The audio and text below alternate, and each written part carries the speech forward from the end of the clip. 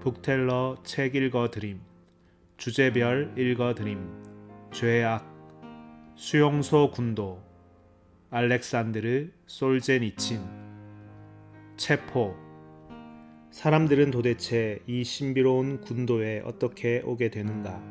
매 시간 그곳으로 비행기가 날고 배가 항해하고 기차가 덜컹거리며 다니지만 어느 하나의 표지판도 그것이 가고 있는 행선지를 가리키지 않고 있다. 만약 당신이 매표소 직원이나 내외국인 여행사 직원에게 그곳으로 가는 표에 대해 묻는다면 그들은 아마 한결같이 모두 질겁하며 놀랄 것이다. 그들은 군도 자체는 말할 것도 없고 그 무수히 흩어져 있는 섬들 중 어느 하나의 섬에 대해서도 알지 못하며 또 거기에 관해서 들어본 적조차도 없기 때문이다. 군도를 관리하러 가는 사람들, 그들은 내무부의 학교를 거쳐 그곳으로 가게 된다. 군도를 경비하러 가는 사람들, 그들은 군사위원회를 거쳐 징집되어 간다. 그리고 나나 여러 독자들처럼 목숨을 잃기 위해 강제로 끌려가야 하는 사람들, 그들은 반드시 하나의 관문, 즉 체포라는 과정을 거쳐 그곳으로 가게 된다. 체포, 이것은 당신의 전생애의 파멸을 뜻한다. 이것은 당신에게 정통으로 떨어진 청천벽력과도 다를 바가 없다. 그것은 너무나도 엄청난 정신적인 충격이다. 그래서 대부분의 사람들은 그 충격을 감당해내지 못해 곧잘 미쳐버리고 만다. 수많은 생물이 우주에 살고 있지만 이 우주에는 생물의 수요만큼의 중심이 있다. 우리 모두도 각자가 우주의 중심이다. 그러나 당신은 체포되었습니다 라고 속삭이는 음성을 들었을 때 당신의 그 우주는 산산조각이 나고 만다. 당신이 만약 체포된다면 당신은 과연 어떤 힘으로 이 재앙을 견뎌낼 수 있겠는가? 그러나 우리들 중에서 아무리 예민한 사람도 또 아무리 우둔한 사람도 지칠 대로 지친 그 머리로는 이 우주의 급변을 도저히 이해할 수 없다. 그래서 이 숙명적인 순간에 그들은 지금까지의 모든 인생 경험을 총동원해서 그저 다음과 같은 말을 내뱉을 뿐이다. 나를 무엇 때문에? 이것은 지금까지 수백, 수천만의 사람들이 되풀이해 왔으면서도 아직도 그 대답을 얻을 수 없는 질문이다. 체포. 이것은 느닷없이 한 상태에서 다른 상태로 눈 깜짝할 사이에 내동댕이 쳐지는 놀랄만한 사건을 뜻한다. 우리는 기나긴 인생의 오솔길을 따라 어떨 때는 행복하게 달리기도 하고 또 어떨 때는 불행하게 방황하면서 수많은 담 옆을 지나왔다. 그 가운데에는 썩은 나무 울타리도 있고 지푸라기에 흙을 이겨서 만든 토담도 있고 벽돌담, 시멘트담, 그리고 철책담도 있었다. 그러나 그 담 뒤에 무엇이 있는지에 대해서 우리는 미처 생각해 볼 겨를이 없었다. 우리는 담 뒤를 엿보려고도 하지 않았고 또 엿볼 생각조차 하지 않았다. 그러나 바로 거기 우리에게서 2미터도 안 떨어진 바로 거기서부터 수용소라는 나라가 시작되고 있는 것이다. 그리고 이들 담에는 촘촘히 늘어선 교묘히 은폐된 작은 문과 쪽문들이 무수히 있다는 것을 우리는 아직까지 모르고 있다. 바로 이 쪽문들은 모두 우리들을 위해 준비된 것이다.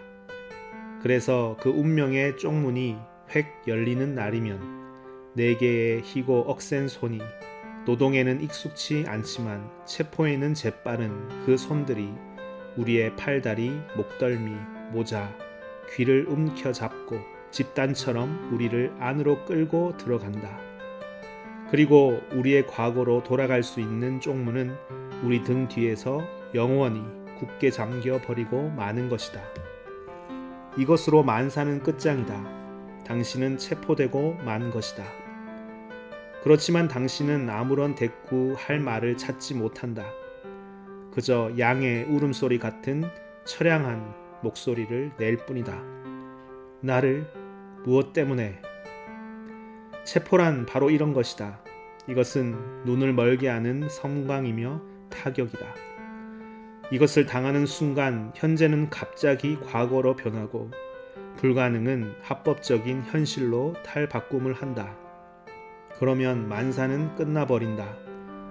그리고 체포되고 나서 1시간, 아니 만 하루가 지날 때까지도 당신은 아무것도 이해할 수가 없다. 그저 공마단의 장난감 달만이 아직도 명멸하면서 절망에 빠진 당신에게 이렇게 말한다. 이것은 실수일 것이다. 조사하면 무죄가 판명되리라. 체포라고 하는 전통적인 관념, 심지어 문학적인 체포의 관념은 이미 당신의 혼란스러운 머릿속을 차지할 수 없다. 그것은 당신의 가족이나 이웃 사람들의 기억 속에만 축적되고 형성되게 마련이다. 한밤중에 요란스럽게 울리는 벨소리나 거칠게 두드리는 노크 소리는 곧 체포다. 그것은 바로 흙 묻은 장화로 용감하게 들이닥치는 오만무도한 기관 요원들의 침입을 뜻한다. 그것은 또한 두들겨 맞은 민간인 증인이 겁에 질린 얼굴로 그들의 등 뒤에 서 있는 것을 뜻한다. 도대체 무엇 때문에 이 증인이 필요할까? 물론 피해자들은 그것에 대해 생각할 여유도 없고 요원들 역시 그들을 기억하지 못한다. 그저 그렇게 하도록 지시가 내려져 있기 때문이다. 그래서 증인을 밤새껏 몰아세운 다음 아침녘에야 서명을 하게 한다. 따라서 잠자리에서 끌려 나온 증인의 고통도 이만저만이 아니다. 밤마다 돌아다니며 자기 이웃과 친지의 체포를 도와주어야 하니 말이다. 전통적인 체포는 떨리는 손으로 끌려갈 준비를 하는 것을 뜻한다.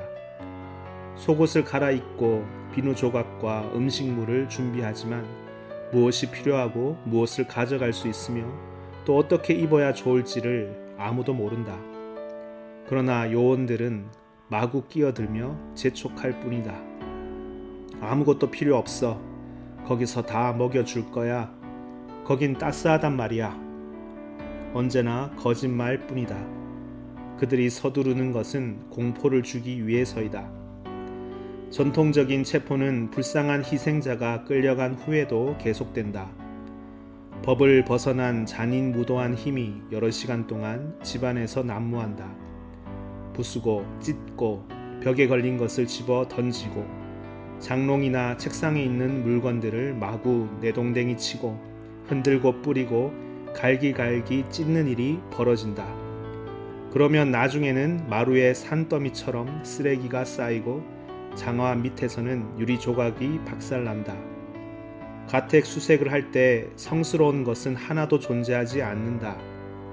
기관사 이노신이 체포될 때 그의 방에는 방금 죽은 어린애의 조그만 관이 놓여 있었다.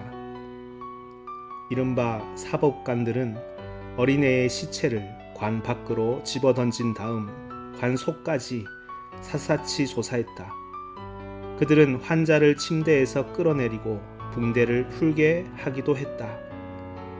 수색을 할 때는 무슨 행동이나 다 합리화되었다. 고대 문헌 애호가인 제트 베루히는 여러 장의 칙령을 압수당했다. 그것은 나폴레옹과의 전쟁 종결에 관한 칙령을 비롯하여 신성 동맹에 관한 칙령, 그리고 1830년에 콜레라에 대한 기도문 등이었다. 우리 시대의 가장 훌륭한 티베트 전문가 보스트리코프는 귀중한 티베트의 고대 문헌을 압수당했다. 이미 고인이 된 보스트리코프의 제자들은 30년 후 KGB로부터 이 문서를 가까스로 돌려받았다. 동양학자 네프스키가 체포될 때는 탕구트족의 문서가 압수되었다. 그로부터 25년 후 그는 그 문헌을 판독했다는 공로로 사후에 레닌상을 받았다. 그들은 또한 까르게르로부터 예니세이 오스타크족의 옛 기록을 압수함으로써 그가 개발한 문자와 사전을 말살해 버렸다. 그 결과 오스타크족은 문자 없는 소수 민족으로 남게 되었다. 이 모든 것을 지식 계급의 입으로 표현하자면 아직도 한이 없겠으나 일반 민중은 수색을 가리켜 다음과 같이 말한다. 그들은 거기에 없는 것을 찾아 헤맨다고. 압수한 물건은 차로 실어 가는 것이 보통이지만 때로는 체포당한 당사자로 하여금 그 물건을 운반하게 하기도 한다. 예를 들어 니나 알렉산드로브나 빨친스카야의 경우가 그러했다.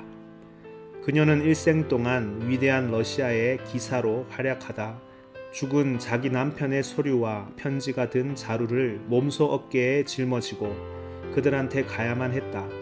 그러나 그녀는 끌려간 후 2번 다시 돌아오지 않았다.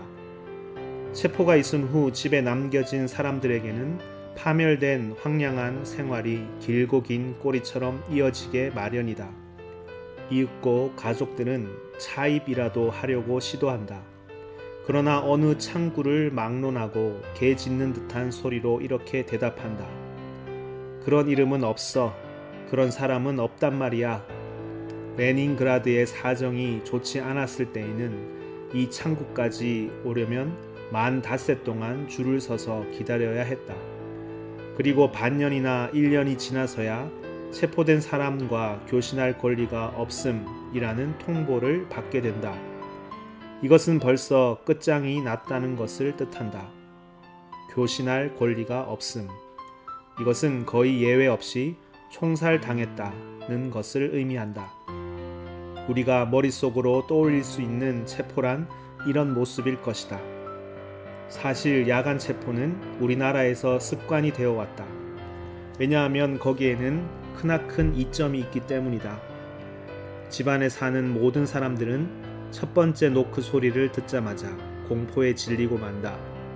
체포되는 사람들은 따스한 잠자리에서 강제로 끌려 나온다. 그는 잠에 취해 있어 무력하고 분별력이 없다. 야간 체포를 할 때 요원들은 힘에 있어서도 우세하다. 바지도 채 입지 못한 사람들에게 몇 사람의 무장한 요원들이 들이닥치기 때문이다.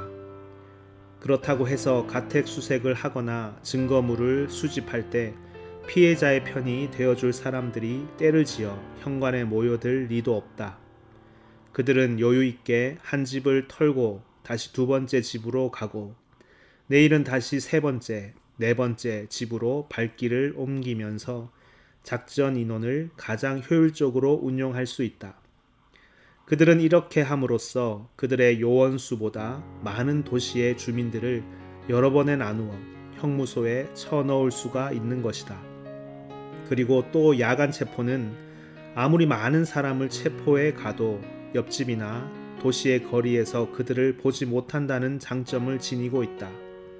바로 옆집의 이웃 사람들만 놀라게 할 뿐 조금만 떨어져 있어도 전혀 알 길이 없다. 마치 그런 일이 언제 있었느냐는 듯이 밤에 호송차가 왕래한 아스팔트 길을 낮에는 깃발과 꽃을 든 젊은이들이 행진하며 유쾌한 노래를 부른다. 체포라는 단 한 가지의 의무에만 종사하는 요원들에게 체포되는 사람들의 공포란 하도 많이 보아서 실증이 날 정도일 것이다. 체포 작전에 대한 그들의 지식은 매우 광범위하다. 그들은 수많은 이론으로 무장되어 있다. 따라서 이론 따위는 없다고 단순히 생각해서는 안 된다. 체포학. 이것은 일반적인 형무소 연구 과정에서도 중요한 부분을 차지하며 주요한 사회 이론의 기초를 두고 있다. 체포는 그 특징에 따라 여러 가지로 분류된다. 야간 체포, 주간 체포, 가택 체포, 직장 체포, 여행 중 체포, 초범 체포, 재범 체포, 개인 체포, 집단 체포 등등. 체포는 또한 긴급함의 등급에 따라 구별되기도 하고 예상되는 저항의 정도에 따라 구별되기도 한다. 그러나 지금까지 있었던 수천만의 경우를 보아도 저항이 예상된 적은 한 번도 없었다. 체포는 또한 부여받은 수색 업무의 중요성에 따라 구별되기도 하고 압류 물품의 목록 작성 여부, 방이나 아파트의 봉인 여부, 그리고 남편에 이어 아내까지도 체포하고 아이들을 타가소에 보낼 필요가 있는가 없는가, 그리고 나머지 가족들을 모두 유형지로 보낼 것인가 아니면 노인들까지도 수용소로 보낼 것인가 등등의 필요성에 따라 구별된다. 그뿐만이 아니다. 체포는 또한 그 형식으로 보았어도 매우 다양하다. 이르마 멘델이라는 헝가리 여인은 1926년 코민테른을 통해 볼쇼이 극장의 맨 앞줄 좌석표 2장을 얻어냈다. 그녀는 클레겔 검사와 가까운 사이였기 때문에 그를 극장에 초대했다. 그들은 무척 정답게 연극을 관람했으나 연극이 끝나자 검사는 그녀를 곧장 루비앙가로 데려가 버렸다. 1927년 꽃이 만발한 6월의 어느 날, 얼굴이 둥근 빨간머리 미녀 안나 스크리브니꼬바가 하늘빛 옷감을 막 사서 들고 구즈네츠키 다리 위로 나타나자 어떤 멋쟁이 젊은이 하나가 그녀를 마차로 안내했다. 마부는 이내 눈치를 채고 얼굴을 찌푸렸다. 기관원 이 요금을 지불할 리가 없기 때문이다. 그러나 이것은 사랑하는 여인들끼리의 미래가 아니었다. 역시 체포 행위에 지나지 않았던 것이다. 그들은 곧장 루비앙가로 마차를 몰아 높은 담장의 검은 아가리 속으로 자취를 감추어 버렸다. 그리고 그로부터 22년 후 어느 날 하얀 하복 차림의 해군 중령 보리스 브르코프스키가 고급 향수 냄새를 풍기면서 젊은 아가씨에게 보내려고 케이크를 샀다. 그러나 그 케이크가 당사자인 아가씨에겐 전달되지 않고 수사관들의 나이프로 잘게 썰려 중령 자신의 감방에 전달되리라고는 그 누가 상상이나 했겠는가? 그렇다. 주간 체포건, 노상 체포건, 사람들이 들끓는 군중 속에서의 체포건 간에 결코 부주의하게 집행된 적은 한 번도 없었다. 그것은 언제나 깨끗이 집행되어 왔다. 그리고 또 참으로 놀라운 것은 체포되는 순간 피해자 자신들은 자기의 파멸을 다른 사람이 눈치채지 못하도록 기관원에게 순응하며 되도록 점잖게 행동했다는 것이다. 모든 사람을 집에서 미리 노크를 한 후에 체포하는 것은 아니다. 노크를 하는 것은 가옥 관리인이나 우편 배달부들이 해야 할 일이다. 또한 모든 사람을 그의 일터에서 체포하는 것도 아니다. 만약 체포 대상이 사납고 영리하다면 일상적인 환경에서 격리시킨 다음에 체포하는 것이 유리하다. 자기 가족이나 동료, 동지, 비밀 장소로부터 격리시키고 나면 그는 아무것도 감출 수 없고 아무데도 숨을 수 없을 테니 말이다. 군대나 당의 거물급을 체포할 때에는 먼저 새 임무를 부여하기도 한다. 그들은 열차를 타고 임지로 향하는 도중 체포되고 만다. 대량 체포의 공포에 질려 벌써 일주일째 상관의 눈치만 살피며 전전긍긍하던 어떤 사람이 벼랑간 노동조합 지구위원회로부터 소환을 받는다. 그는 뜻밖에도 거기에서 환대를 받고 소치 요양소 행 특별 휴가증을 하사받는다. 얌전한 집토끼는 자기의 공포가 기후에 지나지 않았다는 것을 실감하게 된다. 그는 감사를 표하고 기쁜 마음을 억제하지 못하면서 트렁크를 챙기려고 바삐 집으로 달려간다. 기차 시간까지는 2시간이 남아있다. 그는 꾸물거리고 있는 아내에게 호통을 친다. 이윽고 아내와 함께 역에 도착한다. 아직 시간이 좀 남아있다. 그때 대합실이나 맥주 판매대 옆에서 무척 친절해 보이는 젊은이 하나가 그에게 말을 걸어온다. 저를 모르시겠습니까? 뾰뜨르 이바니치? 뾰뜨르 이바니치는 어리둥절할 수밖에. 잘 모르겠는데요. 아마...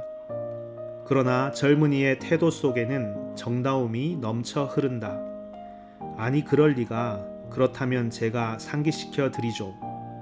그러고는 뾰뜨르 이바니치의 아내에게 공손히 절을 하며 이렇게 말한다. 용서하십시오. 대개 남편을 잠깐만. 아내는 동의한다. 미지의 사나이는 사뭇 정답게 팔짱을 끼고 뾰뜨르 이바니치를 데리고 간다. 영원히 아니면 10년 동안이나. 떠들썩한 정거장, 아무도 이런 것을 알아차리지 못한다. 여행을 즐기는 시민 여러분, 정거장마다 지피유에 지부가 있고 몇 개의 감방이 있다는 것을 결코 잊어서는 안 된다.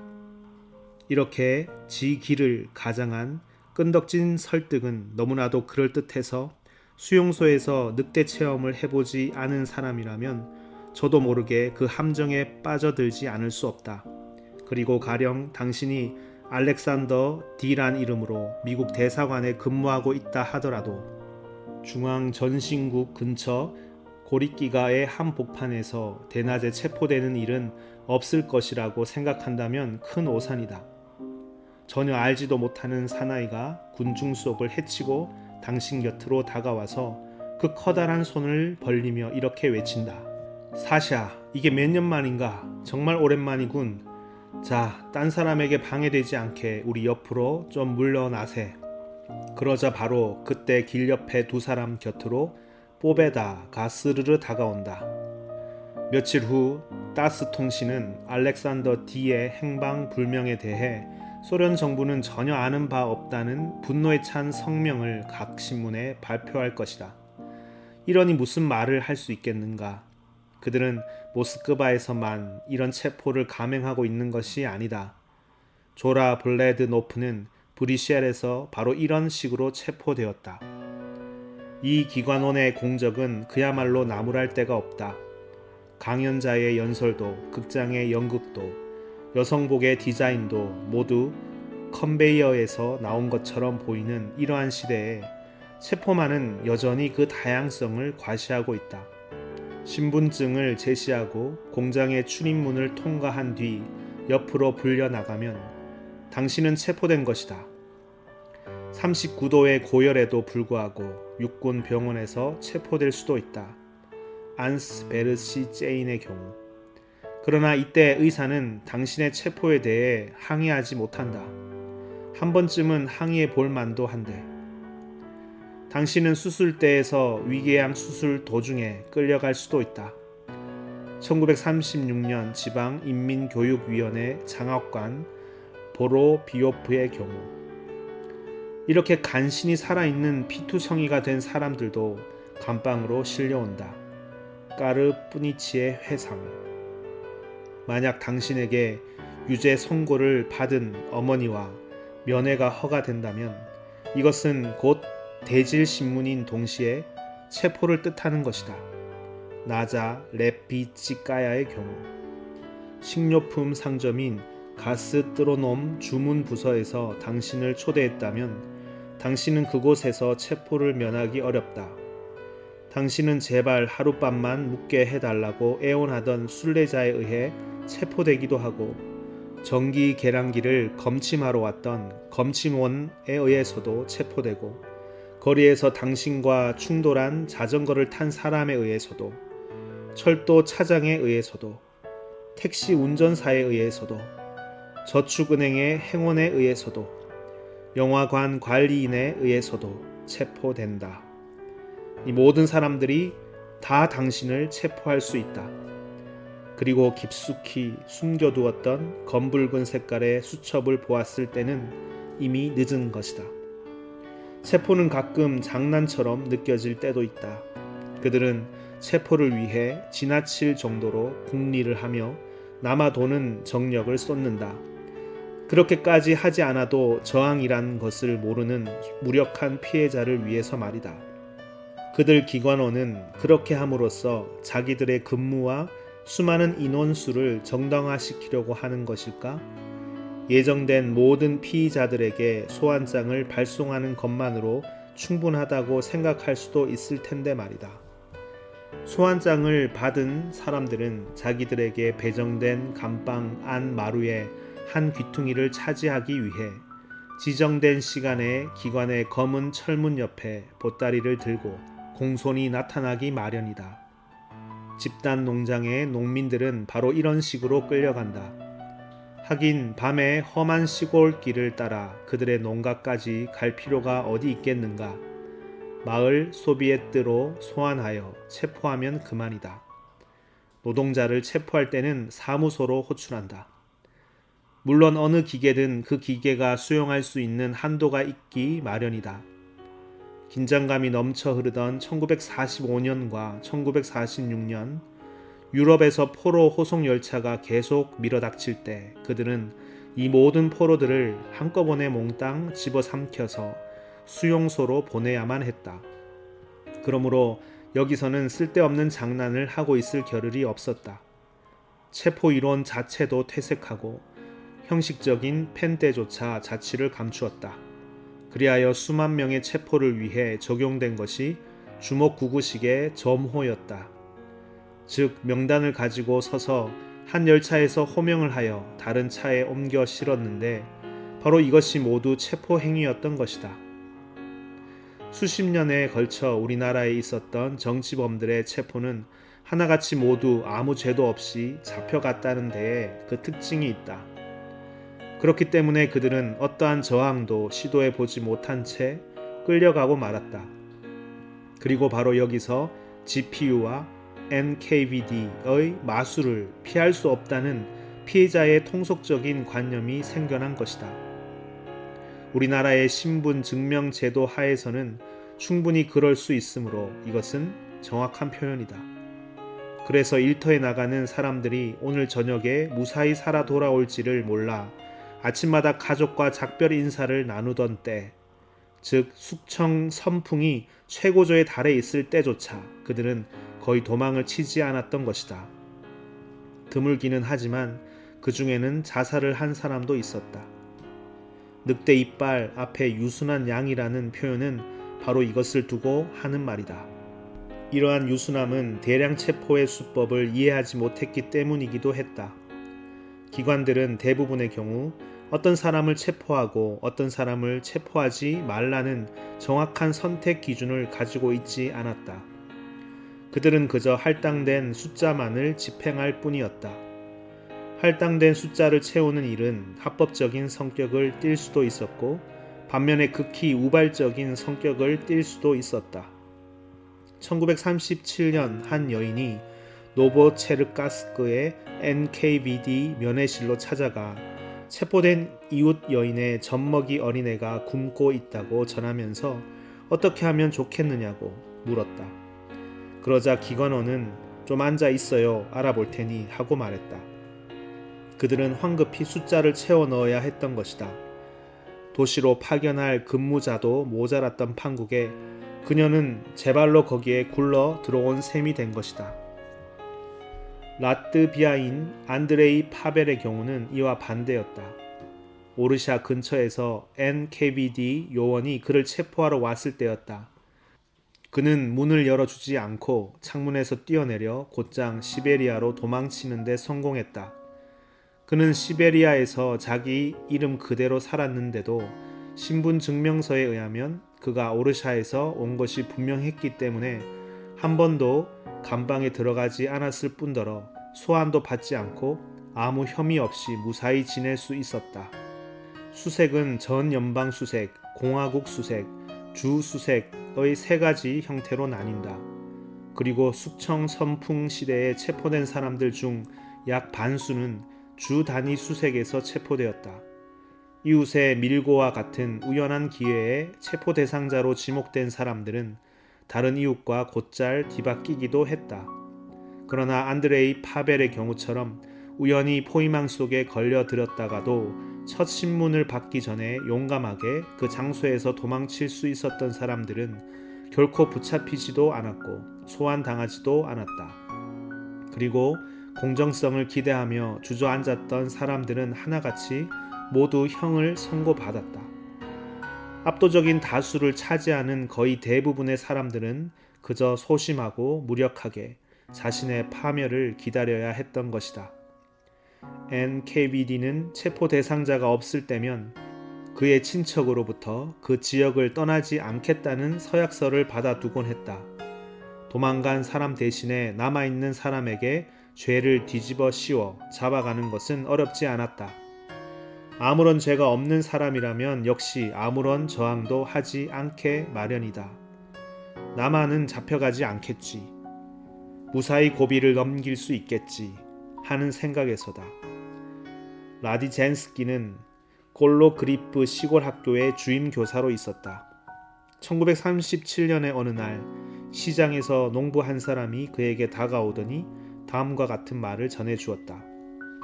라디젠스키, 도망가세요. 당신이 명단에 올라 있대요. 그러나 그는 그대로 남아 있었다. 학교 전체가 나 때문에 유지되고 있고 그들의 아이들도 나한테 배우고 있는데 어떻게 나를 체포해 갈 수 있으랴. 며칠 후 그는 체포되었다. 바냐 레비츠키 소년의 경우는 좀 특이했다.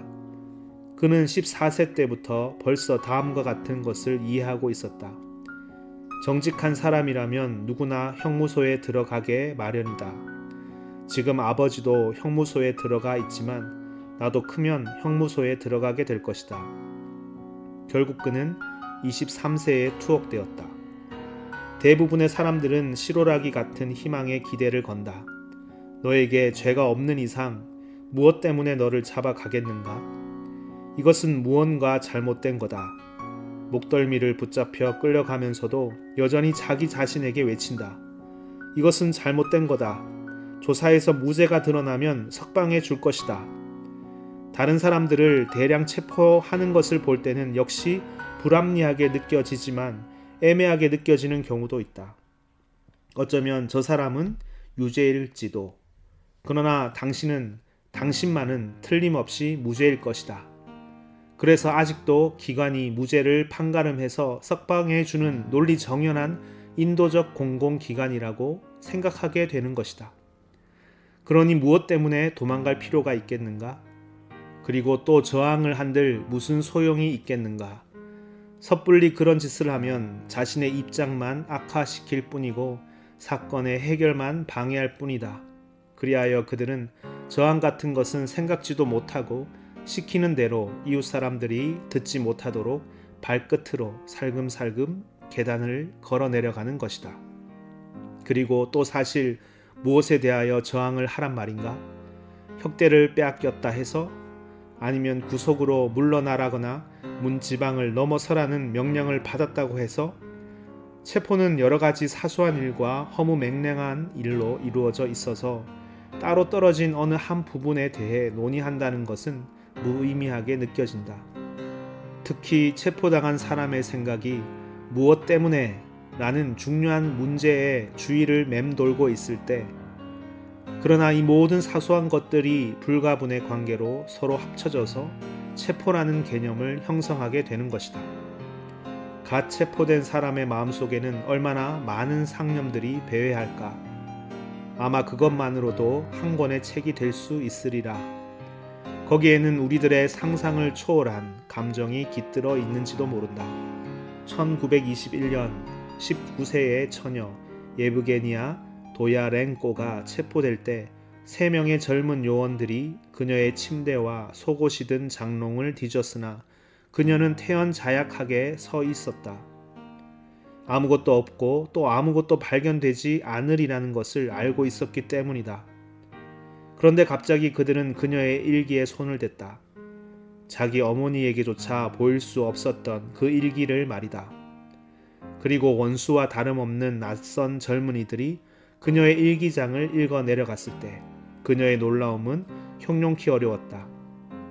창살과 지하실이 있는 루비앙가도 그녀를 그렇게까지 놀라게 할 수는 없었을 것이다. 많은 사람들이 가지고 있는 이러한 개인적인 감정들과 애착이 체포에 의해서 타격을 입을 때 야기되는 그 공포는 형무소나 정치 이념의 공포보다 훨씬 더 강할 수도 있다. 압제에 대하여 마음의 준비가 되어 있지 않은 사람은 언제나 압제자보다 약한 입장에 서게 마련이다. 극히 소수의 현명하고 용감한 사람들은 순간적으로 알아차린다. 과학 아카데미의 지질학 연구소 소장 그리고리에프는 1948년 기관원들이 그를 체포하러 왔을 때 바리케이트를 치고 2시간 동안이나 서류를 소각할 수 있었다. 가끔 사람들은 체포를 당함으로써 마음의 부담을 덜기도 하고 심지어 기쁨을 느끼기까지 한다. 이것은 인간 본성의 또 다른 면인데 혁명 전에도 마찬가지였다.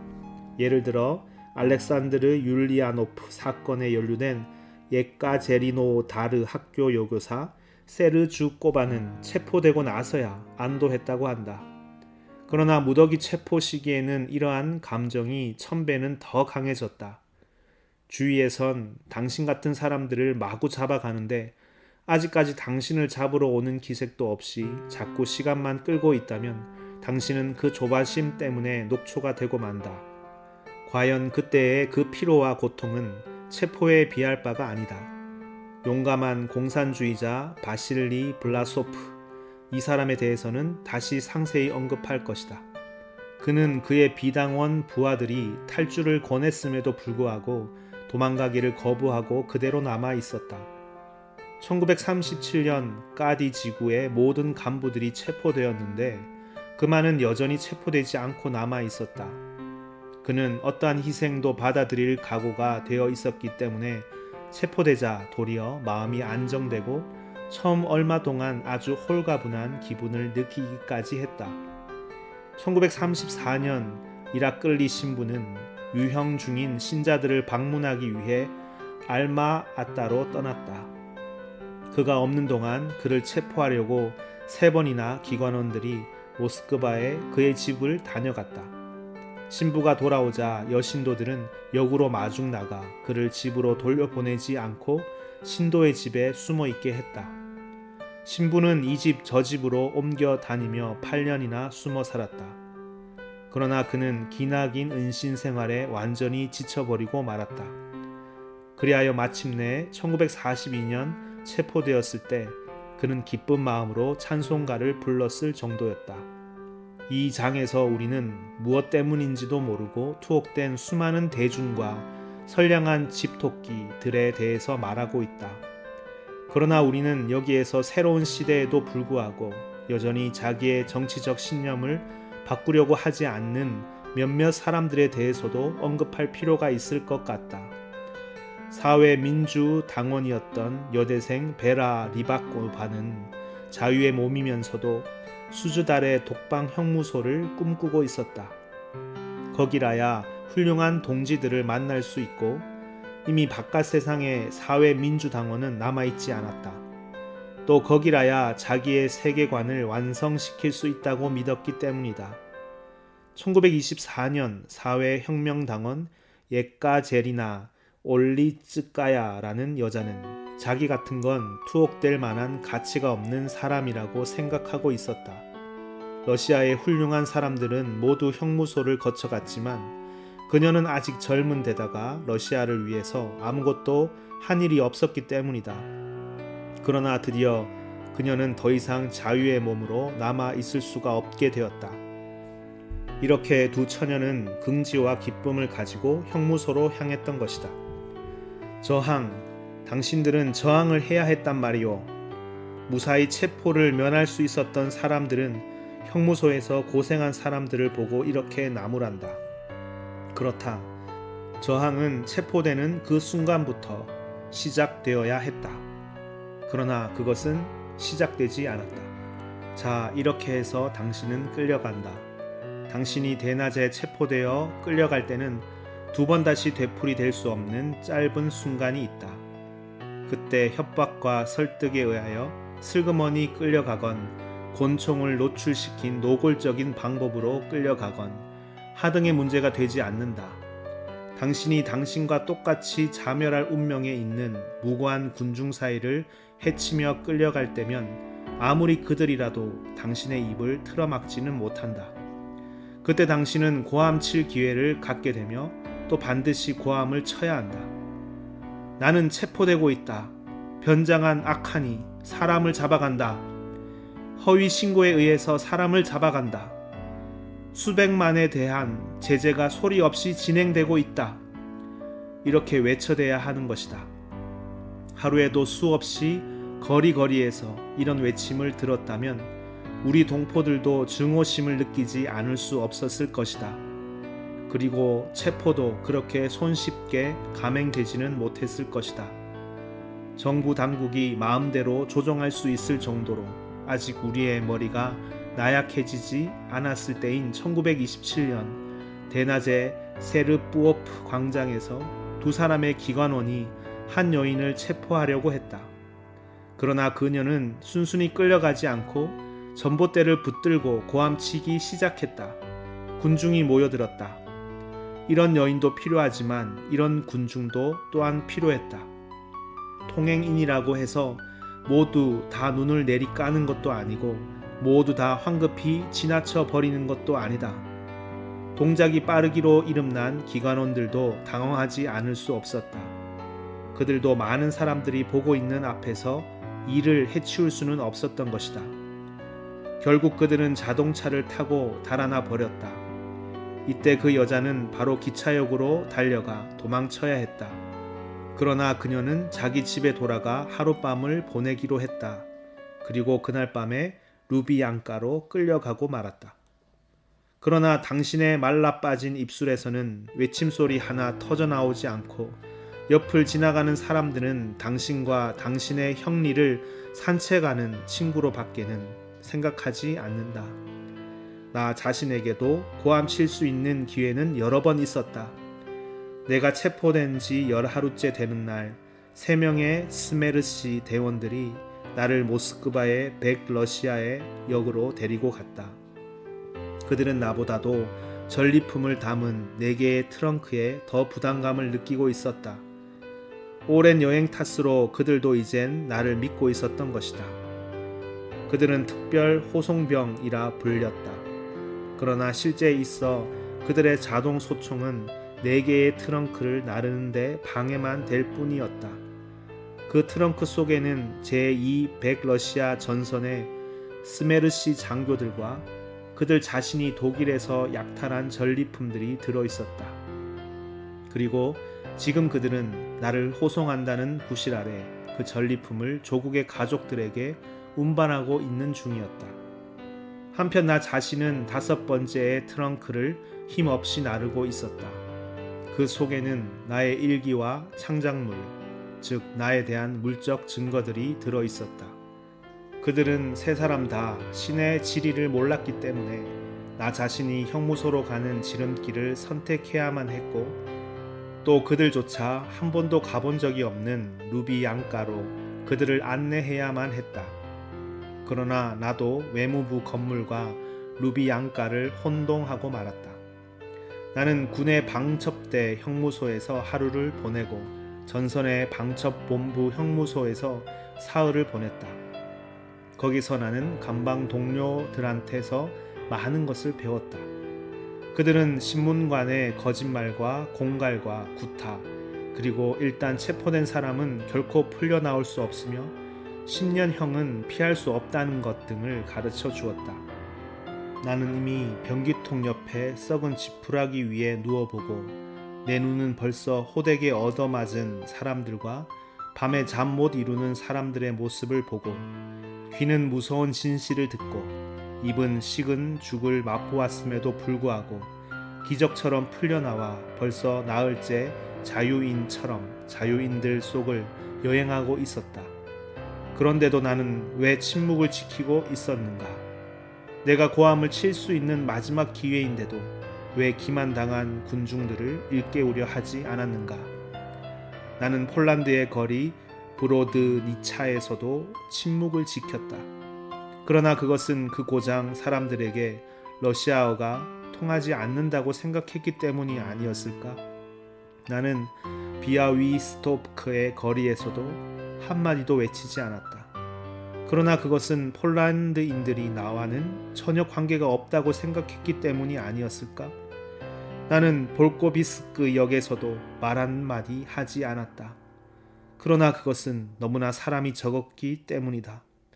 나는 이 강도들과 함께 민스크의 플랫폼을 거닐면서도 죽은 듯이 침묵만을 지켰다. 그러나 그것은 여기 너무 황폐했기 때문이다. 그런데 지금 나는 하얀 둥근 지붕이 반짝이는 백러시아역 지하철의 원형 입구로 스메르시 대원들을 안내하고 있다. 전등이 눈부시다. 아래에서 위로 우리 쪽을 향하여 2줄의 에스컬레이터가 올라오고 있다. 그 위에 촘촘히 늘어선 모스크바인들, 그들 모두가 나를 바라보고 있는 것만 같다. 그들은 저 아래 무지의 10년에서 끝없이 풀려나오는 리본과도 같이 꼬리를 물고 눈부신 원형 지붕 밑으로 올라오면서 한마디라도 좋으니 진실의 말을 원하고 있다. 그런데 왜 나는 침묵을 지키고 있는 것일까? 사람이라면 누구나 왜 자기가 희생을 하지 않아도 되는가에 대해서 항상 그럴듯한 여러 가지 이유를 가지기에 마련이다. 어떤 사람들은 아직도 사건이 잘 해결되기를 기대하기 때문에 자기의 외침으로 사태를 더 악화시키지나 않을까 해서 두려워하고 있다. 그도 그럴 것이 저 세계로부터의 소식을 전혀 알 길이 없기 때문에 체포되는 바로 그 순간부터 우리의 운명은 이미 최악의 상태로 결말이 난다는 것을, 그리고 그보다 더 나쁜 운명이란 있을 수 없다는 것을 우리는 모르고 있는 것이다. 또 어떤 사람들은 군중에 대한 외침이 어떤 효과를 지니는지조차 모르고 있다. 그들은 혁명가들이나 그런 구호들을 밖으로 터뜨려 보낼 수 있다고 생각한다. 아무 관련도 없는 온순한 사람이 어떻게 그런 구호를 외칠 수 있단 말인가? 다시 말해서 그들은 무엇을 외쳐야 하는지 모르고 있는 것이다. 그리고 마지막으로 다음과 같은 부류에 속하는 사람들도 있다. 가슴 속에 너무나 많은 것이 넘쳐 흐르고 또 너무나 많은 것을 보아왔기 때문에 연결도 안 되는 몇 마디의 외침만으로는 그 모든 것을 다 표현할 수 없다고 생각하는 사람들이다. 그리고 내가 침묵했던 데에는 또 한 가지 이유가 있었다.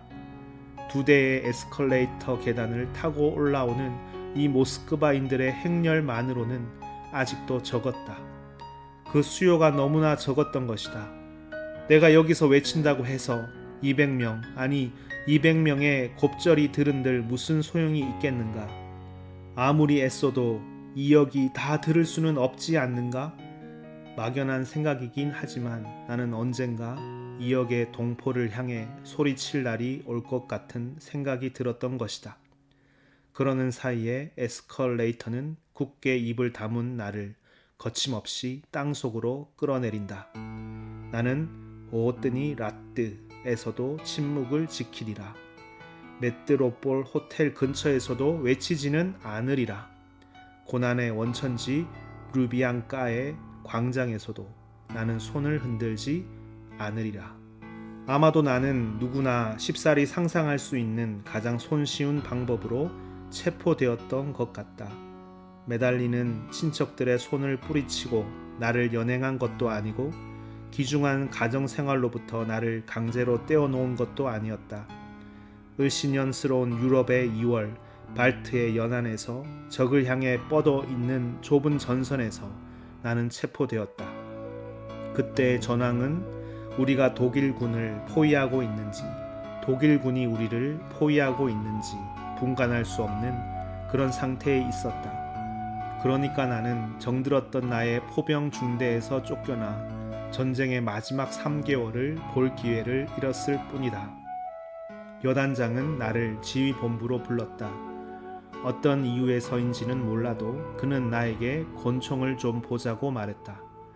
딴 꿍꿍이 속이 있다고는 전혀 생각지 않고 나는 순수히 권총을 내주었다.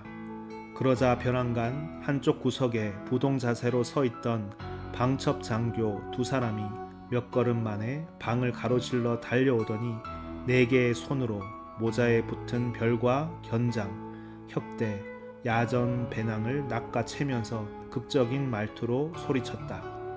당신을 체포하겠소. 머리에서 발끝까지 찌르는 듯한 고통을 느끼면서도 내가 이때 외칠 수 있었던 것은 나를 무엇 때문에? 라는 말뿐이었다. 더 이상 현명한 말을 찾을 수가 없었던 것이다. 이 질문에 대해서는 대답이 없는 것이 상례이다. 그러나 놀랍게도 나는 그 대답을 받았던 것이다. 내가 여기서 이 말을 강조하는 것은 우리나라의 관습으로 보아 너무나도 예외적인 일이었기 때문이다. 스메르시 대원들은 나의 몸수색을 끝마치자 배낭과 함께 나의 정치적인 사색을 적은 비망록을 압수했다. 그러고는 장렬하는 독일군 포탄의 유리창이 진동하는 가운데 나를 재빨리 출구 쪽으로 떠밀었다. 그런데 바로 그때였다. 벼랑간 나를 부르는 단호한 목소리가 울려 퍼졌다. 그렇다. 느닷없이 떨어져 내린 체포하겠소 라는 말 때문에 다른 사람들과 나 사이에 생긴 이 무언의 단절, 이미 어떠한 소리도 스며 나올 것 같지 않은 이 방어선을 넘어 꿈에도 생각지 못했던 여단장의 목소리가 들려온 것이다. 솔제니찐, 이리 오게. 나는 몸을 획 돌리며 스메르시 대원의 손을 뿌리치고 여단장 쪽으로 걸음을 옮겼다. 나는 여단장을 잘 몰랐었다. 그는 나와 평범한 대화를 나눌 만큼 겸손한 태도를 보인 적이 한 번도 없었기 때문이다. 나에게 비친 여단장의 얼굴은 언제나 명령, 지휘, 분노를 나타내고 있었을 뿐이다. 그러나 지금 그의 얼굴은 깊은 생각에 잠겨 있었다. 이 더러운 일에 마지못해 참여하고 있는 자기 자신이 부끄러워서였을까?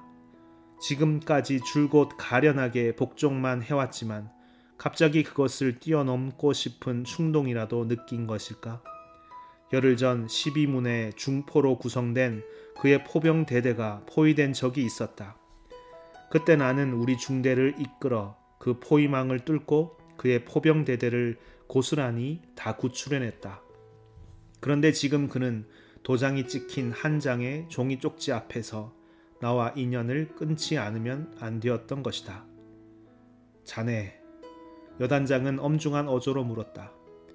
제1 우크라이나 전선에 친구가 있지? 안 됩니다. 당신에겐 그럴 권리가 없습니다. 방첩대의 대위와 소령이 여단장인 대령에게 소리쳤다. 사령부의 참모 장교들은 유례가 없었던 여단장의 경솔한 행동에 자기들도 말려들까봐 두려웠던지 겁에 질린 얼굴로 한쪽 구석으로 움츠려 들었다. 그러면서도 정치부 장교들은 여단장에게 제출할 자료를 준비하고 있었다. 그러나 나는 그것만으로도 충분했다. 나는 학창시절 친구하고의 서신교환 때문에 체포되었다는 것을 곧 알아차렸다. 그리고 나에게 앞으로 어떤 방향에서 위험이 다가오리라는 것도 알 수 있었다. 자하르 게오르게이비치 뜨라붙긴 여단장은 그쯤만 해두고 나를 내보낼 수도 있었으리라. 그러나 그렇지 않았다. 그는 여전히 자기 자신의 양심 앞에 스스로를 정화시키고 자세를 바로잡기라도 하려는 듯이 테이블에서 일어나 그는 지금까지 한 번도 내 앞에서 일어선 적이 없었다. 방어선 너머로 나에게 손을 내밀었다. 내가 자유인이었을 때도 결코 나에게 손을 내민 적이 없었다.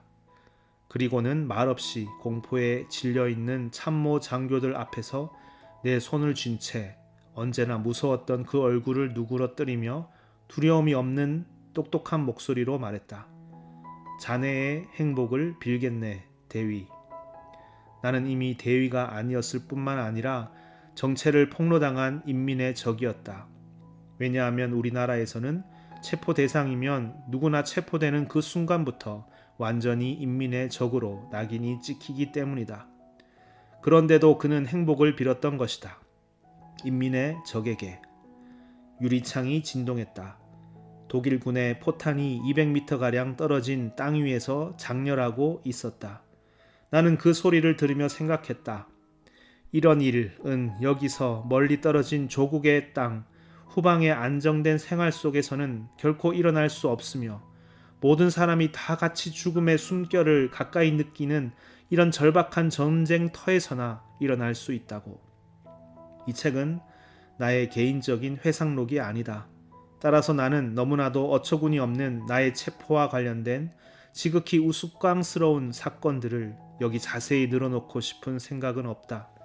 그날 밤 방첩대원들은 지도를 판독하려는 필사적인 노력을 완전히 포기해버렸다. 그들은 작전도를 전혀 알아보지 못했다.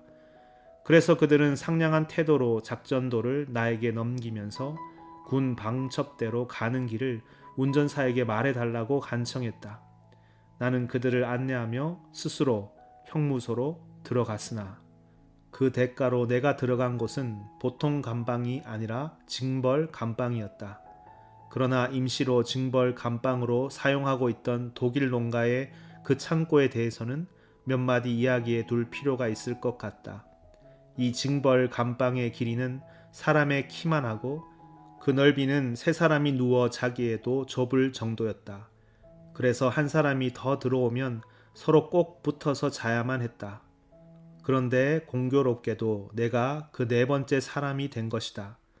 자정이 넘은 한밤중에 쑤시고 들어가니 잠을 자던 세 사람이 등피 없는 석유 램프 불빛으로 잠결에 나를 보고는 미간을 찡그리며 자리를 내주었다. 이리하여 구겨지고 부서진 밀집 위에 네 켤레의 장화를 문 쪽으로 향해 두고 네 개의 외투를 덮은 채 우리는 그럭저럭 자리를 잡았다. 그들은 잠이 들었으나 내 머리는 불처럼 타오르고 있었다. 바로 반나절 전만 해도 자신만만한 대위였다고 생각하니 이 헛간 바닥에 끼어 있는 게 더욱더 괴롭기만 했다. 한두 사람이 옆구리가 아파 잠을 깨면 다른 사람들도 일제히 몸을 뒤척여 돌아 누워야 했다. 아침이 되자 그들도 잠에서 깨어났다.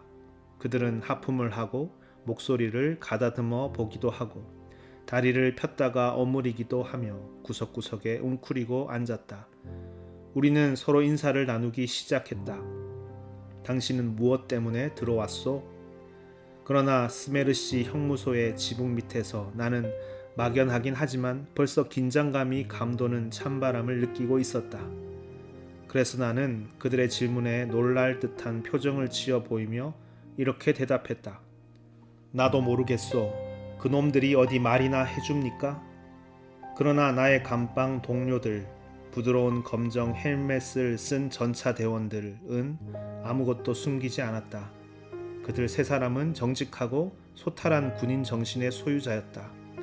나 자신은 그들보다 더 복잡하고 그다지 인상도 좋지 않았지만 그들은 전쟁 중에 내가 애착을 느낄 수 있었던 그런 부류의 사람들이었다. 그들은 세 사람 다 장교였다. 그들의 견장도 역시 난폭하게 뜯겨 군데군데 실밥이 튀어나와 있었다. 낡고 더러운 군복 재킷에 남아있는 깨끗한 반점은 나사로 고정시켰던 훈장의 흔적이었고 그 얼굴과 손 위에 울긋불긋한 상처들은 부상과 화상의 흔적이었다. 그들의 전차 부대는 공교롭게도 제48군의 방첩기관 스메르시가 주둔하고 있는 이 마을로 수리를 하러 왔었다. 그저께 전투의 울적한 기분도 풀 겸 어제 그들은 술을 마시고 마을 변두리에 있는 목욕탕으로 몰려갔다. 2명의 멋쟁이 아가씨가 목욕하러 들어가는 것을 보았기 때문이다. 그 아가씨들은 다리를 제대로 가누지도 못할 만큼 만취한 전차 대원들을 뿌리치고 옷을 입는 둥 마는 둥 도망치는 데 성공했다. 그런데 그들 중 한 아가씨가 다름 아닌 방첩대장의 여자였던 것이다. 그렇다. 전쟁은 벌써 3주일 동안 독일 땅에서 계속되고 있었다. 우리는 누구나 다음과 같은 것을 잘 알고 있었다. 즉 상대방이 독일 여자였다면 그들을 강간한 후 사살해도 괜찮으며 이것은 또한 전공과도 다를 것이 없다는 것을. 그러나 만약 폴란드 아가씨거나 우리나라에서 쫓겨난 러시아 여자였다면 그들을 발가벗겨 밭으로 내몰아 궁둥이를 두들겨 보는 재미 정도만 맛볼 수 있다는 것도 우리 모두는 잘 알고 있었다. 그러나 이 아가씨는 방첩대장의 진중의 아내였기 때문에 후방의 일개 상사가 군 명령에 의해서 부여된 견장을 3명의 일선 장교의 어깨에서 마구 떼어내고 최고회의 간부회에서 내린 훈장까지 제 멋대로 박탈하고 만 것이다. 그리고 지금 모든 전투를 다 겪어오면서 적군의 참호선을 수없이 지디겨온 그들 3명의 용사들은 그들의 탱크가 없었다면 아직까지 이 마을에 도착하지 못했을지도 모를 군법 회의의 재판을 기다리고 있는 것이었다. 우리는 석유 램프를 껐다. 그러지 않아도 이미 램프는 우리가 여기서 호흡하기에 필요한 산소를 죄다 태워버리고 난 후였다. 문에서 엽서 크기만한 들여다보는 구멍이 뚫려 있었고 그 구멍을 통하여 복도의 빛이 비스듬히 새어 들어오고 있었다. 날이 밝자 이 징벌 감방이 너무 넓을까봐 근심이라도 해주는 듯 곧 5번째 사람이 투옥되었다. 그는 붉은 군대에 새 외투를 입고 있었고 모자도 역시 새 것을 쓰고 있었다. 그는 문구멍 맞은편에 서서 볼이 빨간 매부리 코에 원기 왕성한 얼굴로 우리를 바라보았다. 어디서 오는 길이요? 당신은 누구요? 저쪽에서 왔소. 그는 활기차게 대답했다. 난 스파이요. 농담이겠지. 우리는 모두 깜짝 놀라며 반문했다. 스파이가 자기 정체를 밝히다니. 저 유명한 셰인인도 뚜루 형제도 그런 이야기를 쓴 적은 한 번도 없지 않은가? 전시에 어떻게 농담을 할 수 있단 말이오. 젊은이는 신중한 표정으로 한숨을 내쉬었다. 그건 그렇고 포로가 된 사람은 어떻게 해야 집으로 돌아갈 수 있어? 좀 가르쳐 주시오. 그는 우리에게 자초지종을 이야기하기 시작했다. 그 전날 그는 정찰을 한 후 다리를 폭파하라는 독일군의 지령을 받고 전선을 넘어왔다. 그러나 그는 전선을 넘자마자 투항하려고 가까운 대대를 찾아갔다. 잠을 못 자 피로에 지친 대대장은 그가 스파이라는 것을 도저히 믿을 수 없었던지 그를 의무실 간호사에게 보냈다는 것이다. 이야기가 여기까지 마쳤을 때 갑자기 밖에서 새로운 호령 소리가 들려왔다. 용변 볼 시간이다. 모두 손을 등 뒤로. 이마빼기가 튀어나온 상사가 문을 열고 호통을 쳤다. 꼭 122mm 포가나 끌기에 알맞을 놈이었다. 자동 소총을 든 군인들이 헛간을 우회하는 오솔길을 지키기 위해 농가의 뜰을 포위하고 있었다. 나는 분노를 참을 수가 없었다. 일개 상사 녀석이 감히 장교인 우리에게 손을 등 뒤로 라고 호령을 하다니. 그러나 전차부대 장교들이 순순히 손을 뒤로 돌렸기 때문에 나도 그 뒤를 따라 걷기 시작했다. 헛간 뒤에는 정방형의 조그만 뜰이 있었다. 거기에는 아직도 사람의 발에 밟혀 다져진 눈이 녹지 않고 남아 있었는데 그 마당 전체가 인분으로 가득 차 있었다. 그것이 너무나도 많고 너무나도 지저분하게 흩어져 있어서 어디다 두 발을 놓고 쭈그려 앉을지 도무지 엄두가 나지 않았다. 그러나 어쨌든 우리는 모두 뿔뿔이 흩어져서 여기저기에 쭈그리고 앉았다. 2명의 자동 소총수가 쭈그리고 앉은 우리에게 험상궂은 표정으로 자동 소총을 겨누고 있었다. 그러나 상사는 1분도 채 지나기 전에 퉁명스럽게 재촉하기 시작했다. 자, 빨리 서둘러. 여기선 용변을 빨리 봐야 하는 거야. 나에게서 멀지 않은 곳에 전차 부대 장교 한 사람이 웅크리고 앉아 있었다. 로스토프 출신의 키가 크고 우울해 보이는 상급 중이었다. 그의 얼굴은 쇳가루와 연기로 검게 그을려 있었으나 볼을 가로지른 커다란 붉은 상처는 너무나도 확연해 눈이 띄었다. 여기라니 어디를 말하는 건가? 그는 석유 냄새가 배어있는 징벌 감방으로 돌아가기가 싫었던지 조금도 서두르는 기색이라곤 없이 조용히 물었다. 스메르시 방첩대를 말하는 거다. 상사는 뻐기면서 필요 이상으로 언성을 높여 이렇게 소리쳤다. 방첩대원들은 스메르치 십비오남, 즉 스파이에게 죽음을 이란 말에서 앞 음절들을 조합하여 만들어낸 이 낱말을 무척 좋아했다. 이 말로 겁을 줄 수 있다고 생각했기 때문이다. 하지만 우린 좀 천천히 해야겠는걸? 상급 중위는 생각에 잠긴 듯한 표정으로 대꾸했다. 그의 헬멧이 뒤로 흘러내리자 맨머리가 드러나 보였고 떡갈나무처럼 단단한 그의 궁둥이는 시원한 바람을 받으며 기분 좋게 노출되어 있었다. 우리라니 누굴 말하는 거야? 상사는 필요 이상으로 크게 고함을 질렀다. 붉은 군대를 말하는 걸세. 짐승만도 못한 상사를 노려보면서 중위는 쭈그리고 앉은 채 아주 태연자약하게 대꾸했다. 이게 바로 내가 들이마신 형무소의 첫 공기였다.